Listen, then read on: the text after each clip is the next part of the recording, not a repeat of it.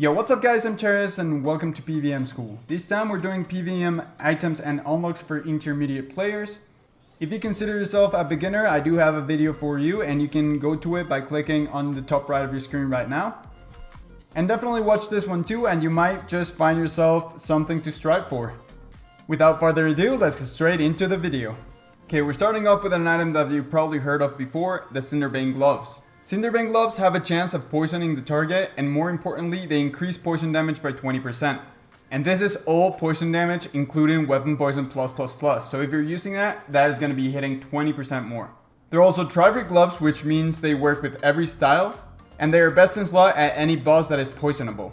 Next up, we have another pair of gloves, this time the Nightmare Gauntlets. These are ranged only gloves that allow you to use snipe while moving. These are especially great for bosses that keep you on your feet, like Nax and Araxor. And they are best in slot for range anywhere where the boss isn't poisonable. Finally, for the glove slot, we have the DEATHTOUCH bracelet. This bracelet has a 50% chance to reflect 25 to 50% of the incoming damage. This averages out to reflecting 7.5% of all damage taken. This makes it the best item for the glove slot anywhere where the boss isn't poisonable and you can't use Cinderbanes. Next up, we have a Planet Feet switch. Planet Feet is an invention perk that allows you to extend your Sunshine and Death Swiftness by 7.8 seconds. This allows you to use your strongest thresholds twice during a Death Swiftness or Sunshine. You can put this on a lower tier often, like a Shadowglaive or a Virtus Book, or even on an augmented Sunspear, which will serve you as both a ranged and a magic switch. To use Planet Feet, you're going to switch to your Offen or Sunspear right before using Death Swiftness. After using your ultimate, you're going to go back to your main weapon, and DPS is normal.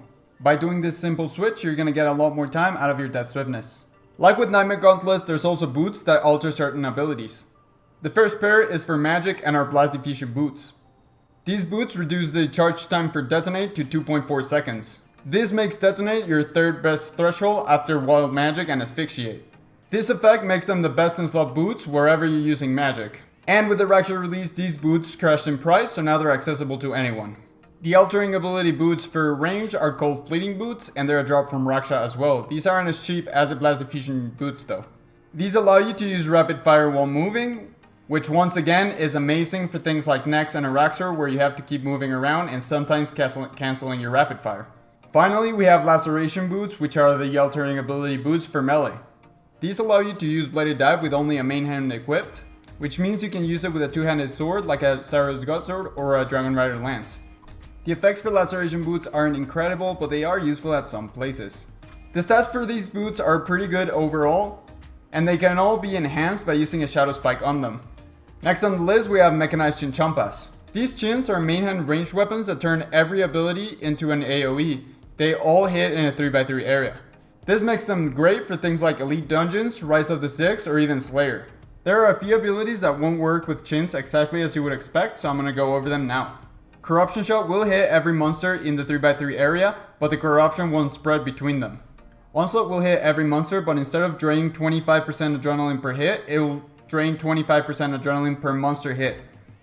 This means if you're hitting 4 monsters, your adrenaline will go down to 0 on the first hit, and then start draining your health.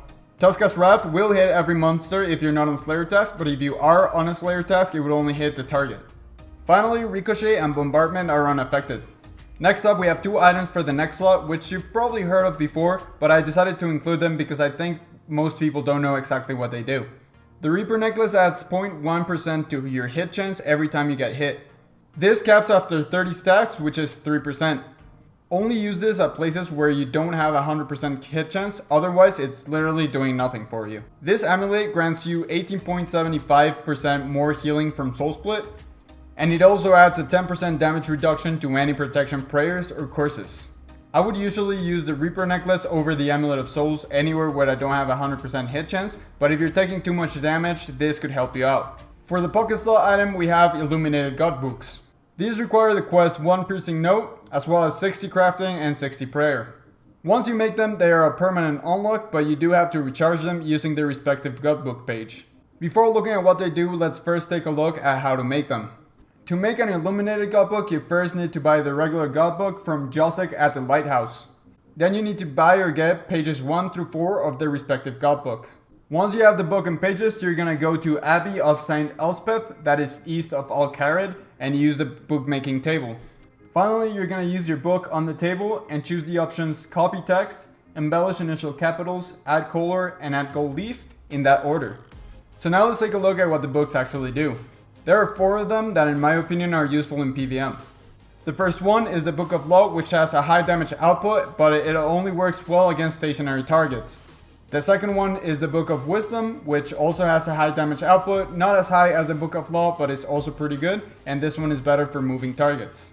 The third one is the Book of War, which reduces the defense and affinity of the monster you are fighting, which means it's gonna improve your hit chance. You can use this anywhere where you don't have a 100% hit chance.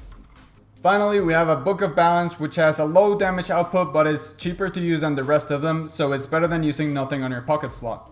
The next item on the list are vulnerability bombs. These bombs allow you to use the vulnerability spell, which you would normally need magic for when you're using melee and ranged. You can throw these bombs on the ground and they'll apply vulnerability to anything in a 3x3 area. You can tell that you've hit a target by the vulnerability icon on the target's debuff bar. Having a target vuln down means you're going to be dealing 10% more damage and it will last for 60 seconds. These are pretty expensive though, so I would only recommend using these at higher level bosses, especially if you're using more than 1 per kill. To use a vulnerability bomb, you're going to first have to put it on your ability bar. You can then click your keybind and click the monster that you want to throw the vulnerability bomb at. Some targets are a little buggy with bomb bombs, so it's easier to just click the tile under them. Next up, we have the BAKRIMINEL bolts. These are tier 99 bolts, which of course require 99 ranged. There are different types of bolts, each with a unique ability, which we'll go over in a little bit. Every time the ability for a bolt procs, it will consume the bolt. Although the ranged skill K perk has a 20% chance of saving the bolt. Now let's go over the type of bolts that are useful and why they're useful. The enchanted Ruby, Diamond, and Dragonstone BAKRIMINEL bolts all have a 10% base proc chance. On proc, Ruby bolts will replace your hit for up to 20% of the current HP of the monster you are fighting. The proc will also hit you for 10% of your current life points, which is pretty much negligible.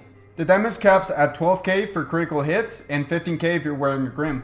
The chance of a Ruby Bolt proccing goes down by 1% for every million life points that the monster has. So these bolts are great for anything that has a high amount of life points, but I do suggest switching to a different type of bolt whenever the health goes under 100k. Next up, we have Enchanted Diamond BAKRIMINEL bolts, which on proc will deal 15% more damage with 100% accuracy. These are pretty straightforward, and the best place to use them is anywhere where you don't have a 100% hit chance. The Enchanted Dragonstone BAKRIMINEL bolts will simply deal an extra hit for 25% damage of the current hit. These are great at something like next for the eyes and Zero's face, since at this point the HP is too low for the Ruby bolts to work well, and the damage cap in the Zero's face will make the 25% extra hit really valuable. As we go up the tiers, the bolts do become a lot better, but they're also more expensive. The Onyx BAKRIMINEL bolts will deal 25% extra damage and also heal you for 25% of your hit. Although these do have a 5% base proc chance. And finally, we have the Enchanted Hydrix BAKRIMINEL bolts. On proc, these bolts generate 10% extra adrenaline, and they add an effect that adds 1% extra adrenaline to every basic for 15 seconds. If you get a proc while the effect is active, the timer will reset and go back to 15 seconds. These are by far the best bolts in the game, granting you more adrenaline than you know how to use, but they're also pretty expensive, so only use them when you know what you're doing and at a high level boss. Next up, we have a pretty niche one for people doing a Raxor. You can get a 2% damage boost to Rax by having an Elder Spider with a totem on the pen. You can buy a farm totem from Grandma Potterington in the player-owned farm, and place it on your medium pen with an Elder Spider in it to get the effect. You can make this a 3% boost by having an Elder Spider in both medium pens and putting a totem in both of them as well. The Adrenaline Urn is an item that you can receive from Khalgirian demons at a 1 in 1000 drop rate. The urn stores 1000% adrenaline, and it is used up whenever you're outside of combat so that it doesn't drain your adrenaline. This is good when AFKing bosses so that your adrenaline won't go down whenever you're in between kills, or at bosses where you have to stall your adrenaline in order to keep it at 100%. It can be easily recharged by using the adrenaline crystals at War's Retreat. This item is easily replaceable by the Persistent Rage relic, but we're going to be looking at relics in the Advanced PvM Items and Unlocks video. So make sure you're subscribed to the channel to be the first one to see that. Next on the list are Summoning Potions. These potions restore 15 familiar spell scrolls, which will allow your familiar to spec more often.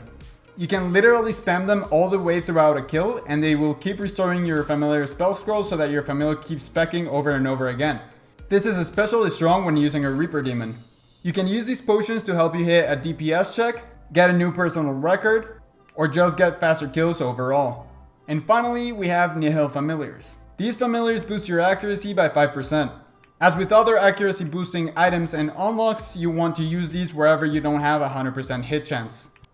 Usually the damage boost you get from splashing less often far outweighs the DPS from a DPS familiar. There are 4 different types of NIHIL: the Blood NIHIL for melee, the Shadow NIHIL for ranged, and the Ice and Smoke NIHIL for magic. Although the Ice NIHIL boosts your magic accuracy by 5% and also lowers your opponent's accuracy and defense, so there's no reason to be using the Smoke NIHIL. Anyways guys, I hope you enjoyed this episode of PvM School. I am coming out with this version of the video for advanced players, so make sure you subscribe to check that out. Also leave a like if you did enjoy it. You can also click on screen now to go to my channel, a random video that YouTube will select for you, and my Road to Golden Reaper playlist. And I'll catch you in the next one. See ya!